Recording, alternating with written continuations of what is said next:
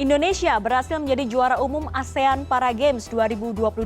Ini sekaligus mematahkan mitos bahwa tuan rumah ASEAN Para Games sulit menjadi juara umum. Setidaknya melihat dari 5 kali penyelenggaraan ajang multi-event ini. Kita akan bahas soal evaluasi ASEAN Para Games 2022 dengan Menteri Pemuda dan Olahraga Republik Indonesia, Zainuddin Amali melalui sambungan Zoom. Halo, selamat malam Pak Menteri. Selamat malam Dea. Salam olahraga. Salam olahraga. Sehat Pak Menteri?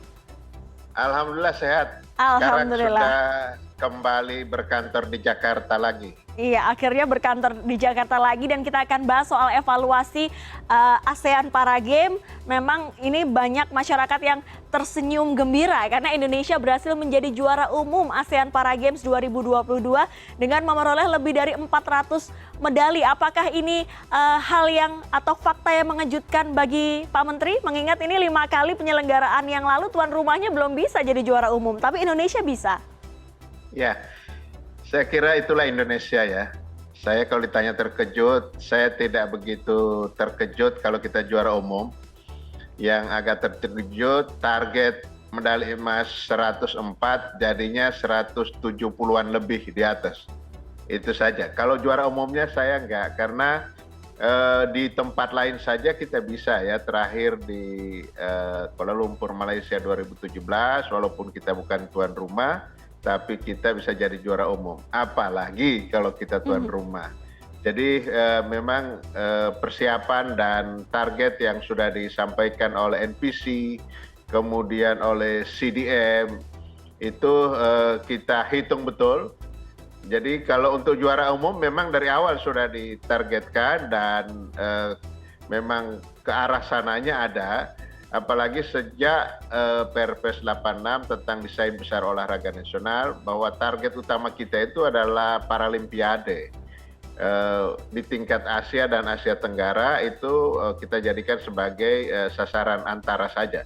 Jadi semangat para atlet dan ofisial memang luar biasa ditunjukkan, karena saya sudah sampaikan pada saat mengukuhkan, saya sampaikan ini bukan target utama, ini adalah sasaran antara, tetapi bagi yang bagus pasti akan lolos ke Paralimpiade Paris 2024. Itu kira-kira Dea. Karena memang Paralimpiade ini adalah tujuan dari semua atlet ya Pak ya, untuk bertanding di level yang paling tinggi. Ya, betul. Dan itu di dalam desain besar olahraga nasional kita, itu per Olimpiade atau Paralimpiade itu sudah tertera target-targetnya. Saya beri contoh Dea ya. Pada saat Paralimpiade di Tokyo 2021 yang lalu, target kita itu peringkat 60 dunia. Karena 2016 di Rio de Janeiro, Brazil, kita posisinya 76 dunia.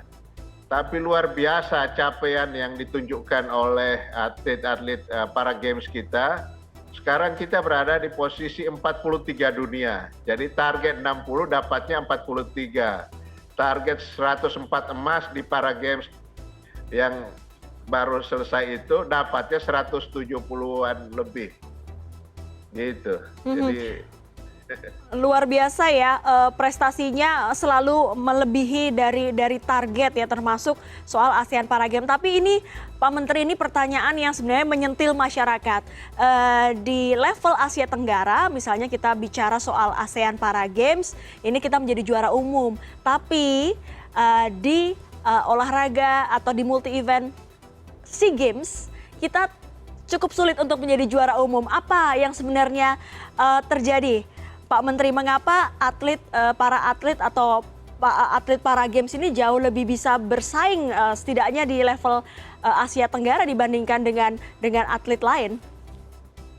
ya, jadi saya juga pertanyaan yang sama seperti itu. Kemudian saya ajak ngobrol satu persatu mereka. Apa yang membuat mereka lebih bersemangat, lebih menunjukkan prestasi dan lain sebagainya. Ternyata ada satu jawaban mereka dan boleh ditanyakan kepada atlet. Mereka sekarang merasakan disetarakan. Jadi pemerintah sekarang memberi kesetaraan kepada mereka, fasilitasi untuk pelatnasnya sama seperti atlet non difabel. Keberangkatan juga fasilitasnya diberikan sama. Begitu ada penghargaan, ada apresiasi, bahkan itu dari Bapak Presiden langsung ya, yang biasa teman-teman mengistilahkan dengan bonus, sama persis dengan yang didapatkan oleh yang non difabel.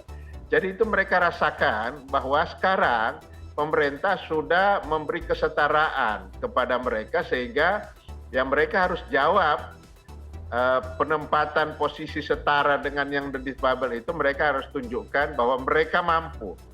Jangan dipandang mereka yang berkekurangan, tetapi lihatlah prestasinya. Itu yang motivasi luar biasa dari mereka.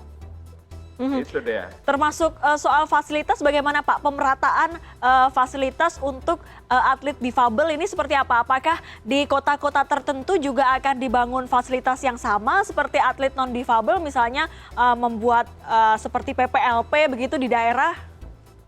Ya kalau itu emang agak sulit ya. Akhirnya kita buatkan terpusat. Terpusat arahan Bapak Presiden kepada saya untuk segera membangunkan training camp untuk atlet-atlet difabel kita. Itu kita lakukan akan bangun di Karanganyar yang dekat Solo ya. Karena kenapa pemusatan latihan para games ini di sana, Paralimpik ini di Solo? Karena di sana ada UNS. Jadi sebagian dari dosen-dosen UNS itu menjadi pelatih.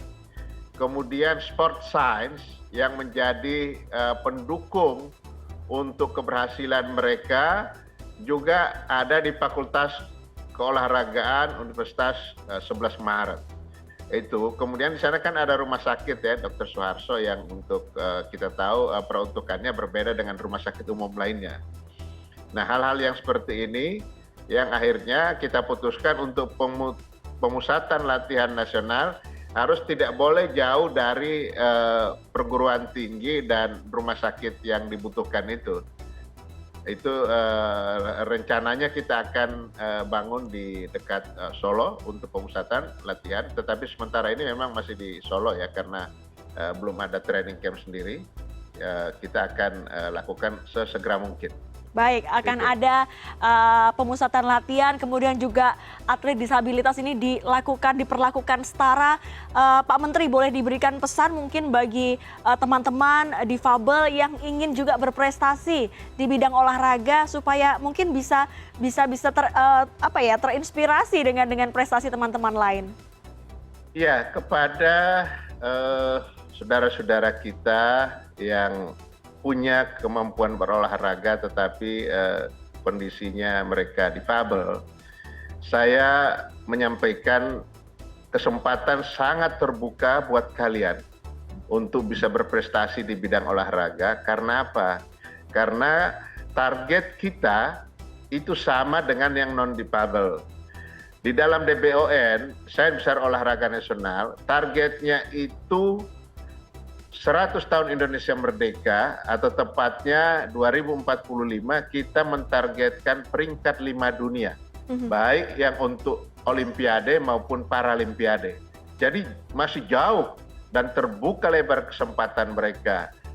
Di tingkat ASEAN Para Games saja sudah bisa seperti itu.